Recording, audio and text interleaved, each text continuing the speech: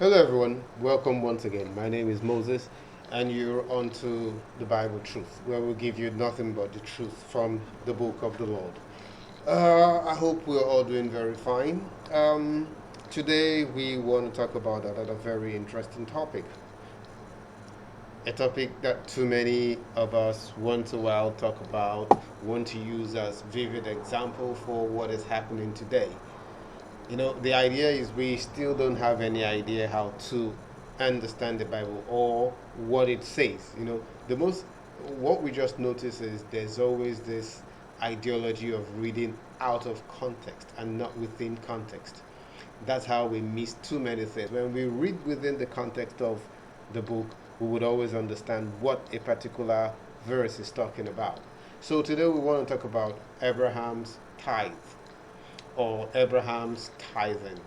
You know, Today people want to say, but Abraham actually tithed.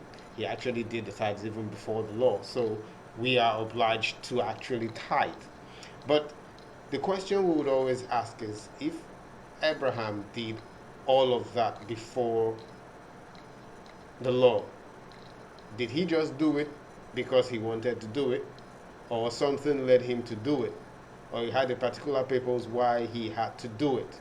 Remember, his name was Abram, not even Abraham. He was not, at that particular time, his name had not changed to Abraham, who would be the father of many nations. So there are some things we need to actually look into. And Abraham at that time, Christ had not come on earth, so he was not likened to be like somebody who imitated Christ.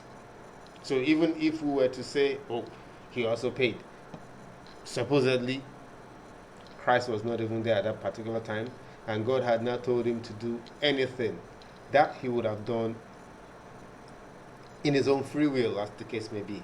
But notwithstanding, let us just go straight into the Word of God and see what it says.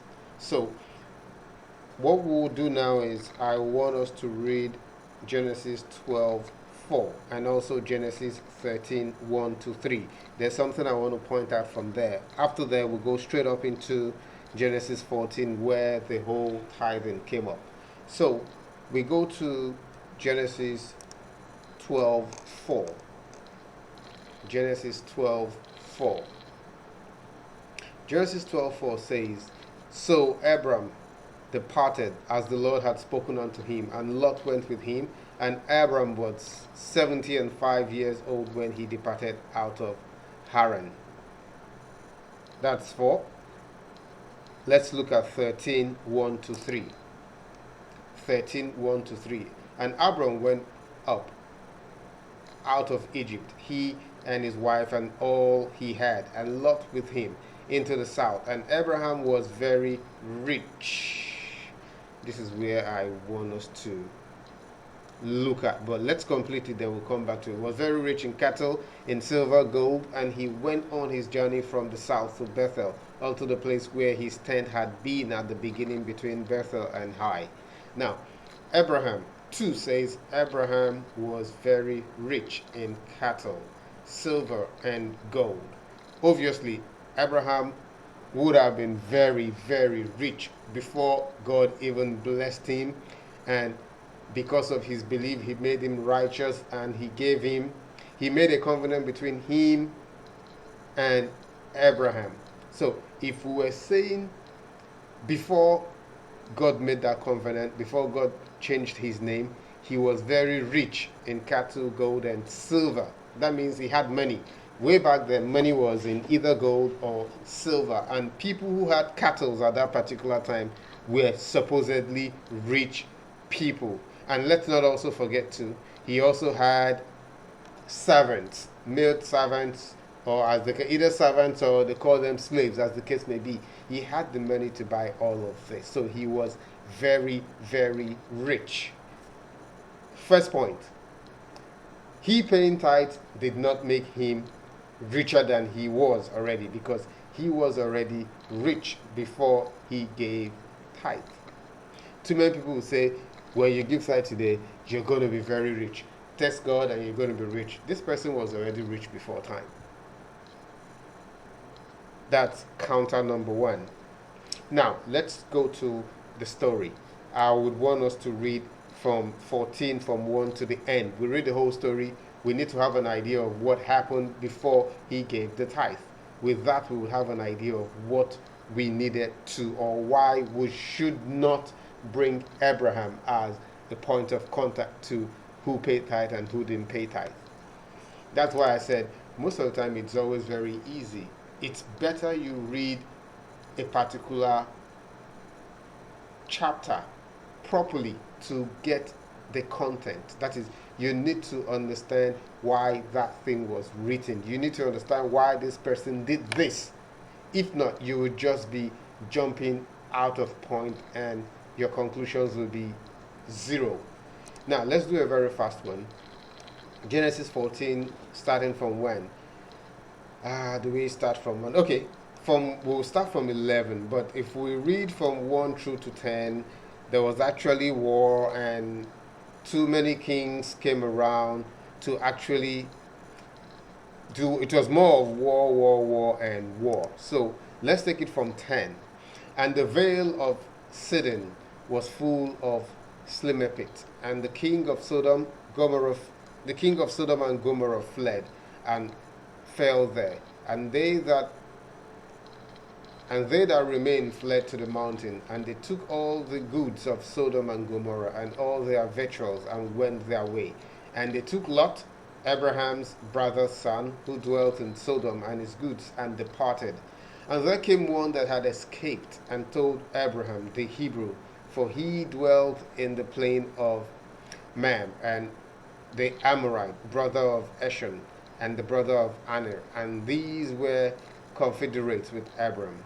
And when Abram heard that his brother was taken captive, he armed his trained servants, born in his own house, 318, and pursued them into Dan, and he divided himself against them, he and his servants, by night, and smote them, and pursued them into Hober, which is on the left-hand side of Damascus. And he brought back all the goods, and also brought again his brother Lot, and his goods, and the women also, and the people.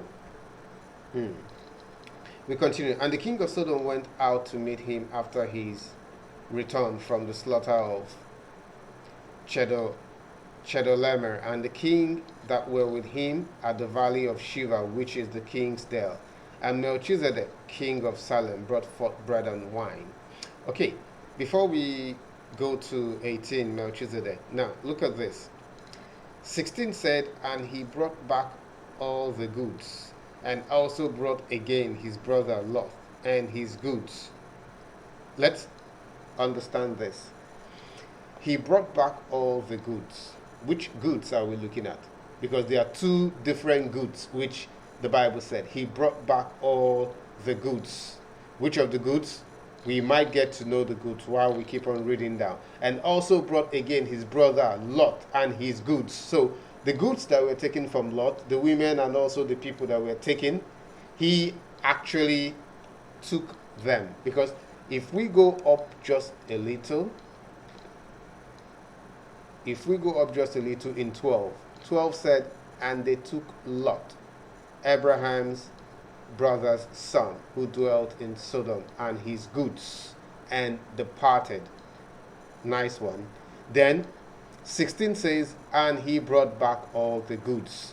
Basically, these goods would not be the goods of Lot, because the next comma, and it says, and also brought again his brother Lot and his goods. So Lot and his goods that were taken was brought back. But Abraham added something that was not taken, which is the first one, he brought back all the goods, and the second one be, and women also, and the people. So the goods, Lot and his goods, were already recovered after the war. But Abraham took again what did not belong to him. He said he brought back goods. That is number one. women. Number 2, and people. So we're looking at goods from the people he went to fight from, women, and also people. We are not among what was taken from Abraham's brother's son. So let us understand that. That is a good context, because while we're reading, going down, we will see something. So 17. And the king of Sodom went out to meet him after his return from the slaughter of Chedorlaomer of the kings that were with him, and at the valley of Shaveh, which is the king's dale. And Melchizedek, king of Salem, brought forth bread and wine, and he was the priest of the Most High God. And he blessed him and said, Blessed be Abraham of the Most High God. Now, let's start seeing things. Possessor of heaven and earth, and blessed be the Most High God, which hath delivered thy enemies into thy hands. Which hath delivered thy enemies into thy hands. So, obviously, the enemies were the women and the people with the goods, which he took from there. Okay, so 20. And blessed be the Most High God, which hath delivered thy enemies into thy hand. And he gave him tithes of all. He gave him tithes of all. Now, let's understand this. He gave him tithes of all. Before we start, let's read the whole thing, then we now start breaking it one by one. And the king of Sodom said unto Abraham, Give me the persons, and take the goods to thyself. And Abraham said to the king of Sodom, I have lifted up thy hands unto the Lord the Most High God, the possessor of heaven and earth, that I will not take from a thread, even to a shoe latchet, and that I will not take anything that is thine, lest thou should say, I have made Abraham rich.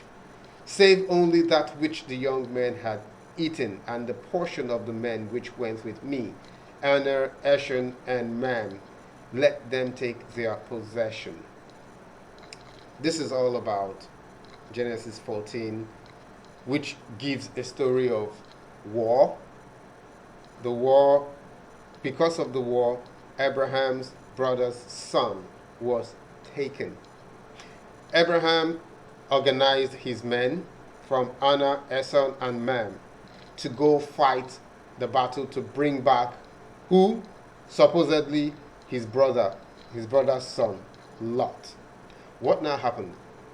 Abraham went, after bringing the goods and Lot, he took extra goods,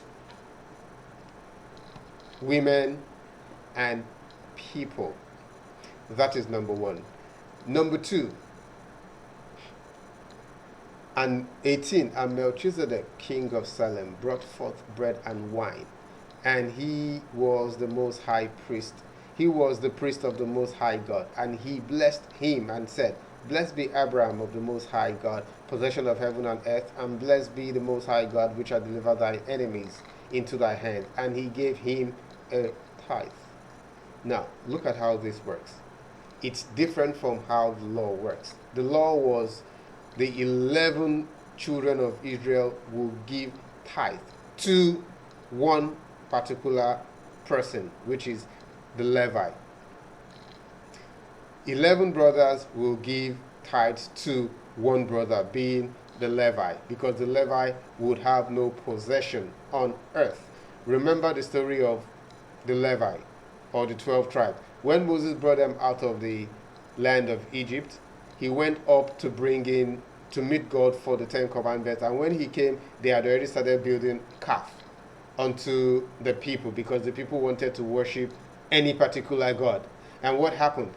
Moses said, anyone who is on the Lord's side should come towards this side. And the people, or the children of Levi, were the only ones that came to that place. And Moses said, for this that you people have done, you shall be special people. That is the reason why tithing were given to the Levites, because the Levites were now going to be those who will work in the house of God, or the tabernacle of God.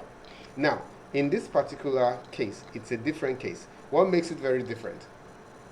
First thing first, Melchizedek blessed Abraham with bread and wine before Abraham gave a tithe. And he didn't even give a tithe of his own thing. Rather, he gave a tithe of what he took from war, spoils of war. Just imagine somebody goes into war. You fight. After fighting, okay, your brother is taken, and you go back to where your brother was taken. You fight them. What are you supposed to do? Take your brother and take whatever he has, isn't it? But what happened? He took his brother, took whatever he had, and what else? He took every other thing from that place. Maybe we might just believe he was angry, so he needed to punish them. Okay, for you guys doing this to me, I will take every single thing that belongs to you. But what now happened at the end of the day? He didn't even give Melchizedek, who supposedly had no beginning and no end. He was like unto God. So today we don't even have anybody to represent Melchizedek, even if we decide to play tithing as Abraham did. Number one, there is no Melchizedek today, no beginning and the end. And we know God is the only one who has no beginning and no end. So that is already out of it. And secondly, Melchizedek blessed Abraham, giving him bread and wine. How many of us today do bread and wine before one is given something? Even in the law never specified Levite needed to give, or the high priest who was a part of the Levite needed to give the other 11 bread and wine before they do. It was the law. You must give because theirs is to work in the temple. So at this particular point, for bread and wine, nobody gives bread and wine. It was as if Abraham was provoked after Melchizedek blessed him and gave him bread and wine. Maybe, I'm just thinking, he now decided, for what this person has done, let me give him something too. Let me appreciate him for what he has said about me. I'm only suggesting, but the Bible here makes it clear. It was after the bread and wine, after the blessing he gave to Abraham, Abraham offered him somebody else's goods. How many of us do that today? It's like you go somewhere, you steal, you come back and you pay a tithe of what you stole. It doesn't make sense. Rather, the way it used to be is whatever you have, either plantation or animal-like, that is what you give. What you rear, what you produce, what you plant is what you give. It must be of your own and not somebody else's. And the Bible had never recorded when people went to steal other people's. Now, let's take for example the poor. The poor who didn't have land or whatever, who the Lord said they were going to, that remnant should be left for the poor and the rest. If we needed to play the same act, we would have said, okay, the poor would go because the idea was everybody had to tithe. Because remember, the poor, the widow, the strangers never gave any tithe. Rather, they were giving from the leftovers. They were actually giving from the leftovers. So what are we trying to say? If the poor, it was never stated that the poor had to go steal people's animal or whatever, all in the name of they needed to give tithe. Impossible. Nothing like that was written in the scriptures. So we need to also look at that, as it were. Then we continue. Let's take it up from 21. And the king of Sodom said unto Abraham. That means the king of Sodom came in catching up with Abraham while he was with the king of Salem, who is Melchizedek, and said unto Abram, give me the persons and take the goods to thyself. That is, remember, Abraham took women, people, and the goods from Sodom and Gomorrah, as the case may be. King of Sodom wanted his people back. That was why he asked Abraham, give me the people and take thy goods. And Abraham said to the king of Sodom, I have lifted up my hands unto the Lord, the Most High God, the possessor of heaven and earth, that I will not take from thee a thread, even to a shoe ledger, that I will not take anything that is thine, lest thou should say, I have made Abraham rich. Do we understand that? Remember, we read Genesis 13:1-3. Abraham was already rich before time, so he didn't need tithes to make him rich. Rather, did he need somebody else's goods to make him rich? Now, what did he say? Save only which the young men have eaten, and the portion of men which went with me. Anna, Asher, and Mer, let them take their possession. That is, the people who went with me, their own possession, let them take, and whatever they might have eaten while they were there, it's impossible to vomit it, let them take. But every other thing, take back. Take the remaining goods, take the women, take the people. Let it not look as if you would say, because of all this that I took, you have made me rich. Can we see the breakdown of this little action that Abraham did? You can see that it's a different case, because one, Abraham gave Melchizedek things that were not his own. Goods, people, and women that were not his own. Something he took. We could actually say he seized, or he stole, or he just possessed. He wanted to possess other people's property to give to another person. That is not the way we actually tithe today. Even if tithe is no more in practice today. But too many of us who do that, nobody has ever said, go and take somebody else's thing and come and give to me. It has to be what you worked for. Abraham did not work for this. Rather, he went and collected. We need to understand that. Very, very important. And it was recorded in the scriptures that Abraham gave once. After what he actually did here, he did not give any other thing again. This was the only time Abraham gave tithe, and the Bible never recorded he gave again. As we said, Abraham gave away what was not his own. And it was a free will. It was given in a free will, even if it was 10%, or the idea was he gave a tithe, and people say, okay, tithes was already 10%. So what are we trying to say here? What he even gave, he had money before then. So if he wanted to give tithe, he would have given money. Abraham never gave money as tithe. The law never said money will be given as tithe. So we can see that this singular act of Abraham had something that doesn't even relate to the law as tithing, and what too many of us still get to do today as tithe. It's very, very different. If you needed to follow what Abraham did, then we all need to go fight wars, get whatever we want to get, steal from the war or convert from the war, and come and give to, most importantly, Melchizedek. Who is Melchizedek? A one without beginning and or end, who was like unto God, because God is the only one who has no beginning and end.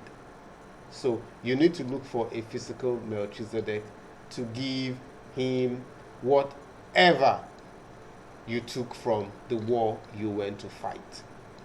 So my brothers and sisters, it's a very simple one. Remember, you need to understand the scriptures. You need to know what the scripture is saying. You do not quote out of context. Read everything if you don't understand, so that you understand why things happened and why things didn't happen. Okay then, until I see you next time, grace and peace to each and every one of us.